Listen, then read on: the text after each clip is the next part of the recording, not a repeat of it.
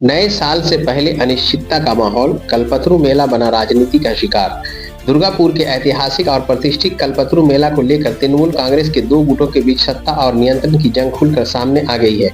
मेला संचालन को लेकर पैदा हुए इस टकराव ने पूरे माहौल को तनावपूर्ण बना दिया है। हालात ऐसे हैं कि बुकिंग कार्यालय खुलने के बावजूद अब तक बुकिंग शुरू नहीं हो सकी है, जिससे व्यापारी सबसे ज्यादा परेशान है।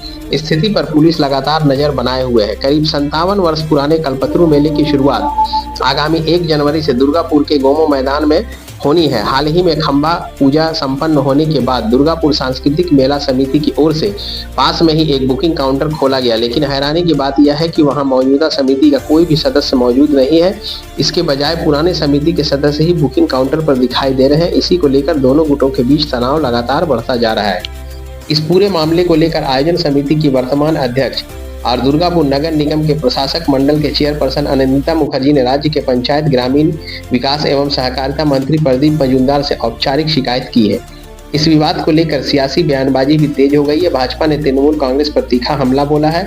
वर्धमान संगठनात्मक जिला भाजपा के उपाध्यक्ष चंद्रशेखर बंदोपाध्याय ने कहा कि जिस दिन से कल्पतरू मेला दुर्गापुर नगर निगम के हाथ में गया है, उसी दिन से गुटबाजी शुरू हो गई है। तृणमूल का एक गुट कहता है कि हमारे पास बुकिंग कराओ, दूसरा गुट भी वही दावा करता है। हालात ऐसे हैं कि खुद चेयरपर्सन को पुलिस में शिकायत दर्ज करानी पड़ रही है। वहीं मंत्री प्रदीप मजूमदार ने कहा, मुझे जानकारी मिली है कि मेले को लेकर असहज स्थिति बनी हुई है। पहले ही कहा था कि अगर समस्या हो तो टेंडर प्रक्रिया के जरिए काम कराया जाना चाहिए। अब इस बात पर विचार किया जा रहा है कि समस्या का जल्द से जल्द समाधान कैसे निकाला जाए। इस राजनीतिक खींचतान में व्यापारी बुरी तरह फंस गए हैं। एक व्यापारी शांतनु मिश्रा ने कहा, हमें समझ ही नहीं आ रहा कि बुकिंग किसके पास कराएं। हम भारी परेशानी में हैं। जरूरत पड़ी तो हम महकमा शासक और जिलाधिकारी से शिकायत करेंगे। कुल मिलाकर सबसे बड़ा सवाल यही है कि क्या नए साल से पहले कल्पतरू मेले की तैयारियां शुरू हो पाएंगी या फिर सियासी गुटबाजी दुर्गापुर के एक ऐतिहासिक मेले पर भारी पड़ेगी।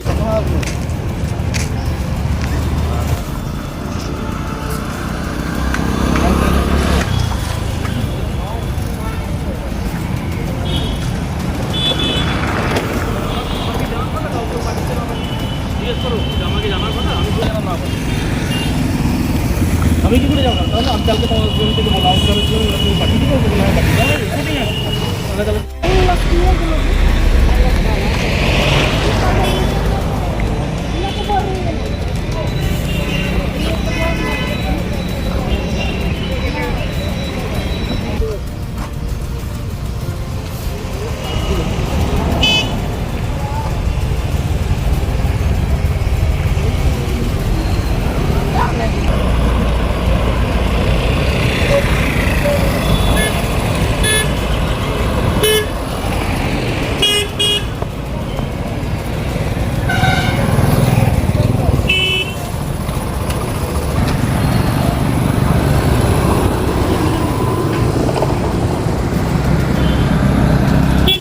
অনেকদিন আগেই ওকে বলে দিয়েছিলাম যে যদি কোনো রকম অস্বস্তির কারণ থাকে টেন্ডার করে দিতে। আজকে চেয়ারপারসন এসেছিলেন, উনি প্রেসিডেন্ট, তো ওনাকে জিজ্ঞেস করলাম, উনি বললেন একটু অস্বস্তিকর পরিস্থিতি আছে। আমি ঠিক জানি না, বুকিং এখনো পর্যন্ত হয়নি, যার জন্য কেউ বুকিং করতে পারছে না। সেটা তো আমি বুঝতে পারছি না। মানে কি ধরনের অস্বস্তির কথা কিছু বলেছে? না, খুলে কিছু বলেননি। উনি বলছেন যে বুকিং হচ্ছে না, এই ধরনের কিছু একটা অসুবিধার কথা। সেটা তো হওয়ার কথা নয়। কমিটির লোকেরা এই নিয়ে নিশ্চয়ই সিদ্ধান্ত নেবে। কারণ আমি এই প্রথম শুনতে পেলাম মানে যে বুকিংয়ের অসুবিধা হচ্ছে। শনিবারে ফিরবো, তখন খবর নেব। একটা আলোচনার মাধ্যমে আশা করছি কিছু ফ্রুটফুল হবে আর কি আলোচনা। মানে মেলার মানুষ দেখতে পাবে তো, 57 বছরের মেলা, এখানে যে এত বছরের পুরনো মেলা, এত মানুষের সুখ দুঃখ জড়িয়ে, তাছাড়া সাধারণ মানুষদের ওখানটা অনেক আশা নিয়ে আসে। তারা না বিক্রি বাটা হয়, তাদের সমস্ত সাধারণ মানুষেরা অংশগ্রহণ করতে পারে। গানের অনুষ্ঠান বলুন, কবিতার অনুষ্ঠান বলুন, তাকে ঘিরে অনেক স্বপ্ন। আশা করা যায় যে সাকসেসফুল হবে। তৃণমূলের একটা গোষ্ঠী তারা দখল নিতে চাইছে মেলা বলে অভিযোগ।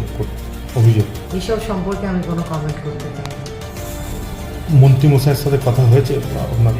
হ্যাঁ, মাননীয় মন্ত্রীদের সঙ্গে দুজনের সঙ্গেই কথা হয়েছে। মাননীয় মন্ত্রী প্রদীপ মজুমদার সাহেব, মাননীয় মন্ত্রী মলয় ঘটক সাহেব, মাননীয় আমাদের জেলা সভাপতি আছেন নরেন্দ্রনাথ চক্রবর্তী মহাশয়, সবার সঙ্গেই কথা হয়েছে। সবাই আশা করছেন যে আলোচনার মাধ্যমে ঠিক হয়ে যাওয়া উচিত। দুর্গাপুরের ঐতিহ্যবাহী মেলা হচ্ছে কল্পতরু মেলা।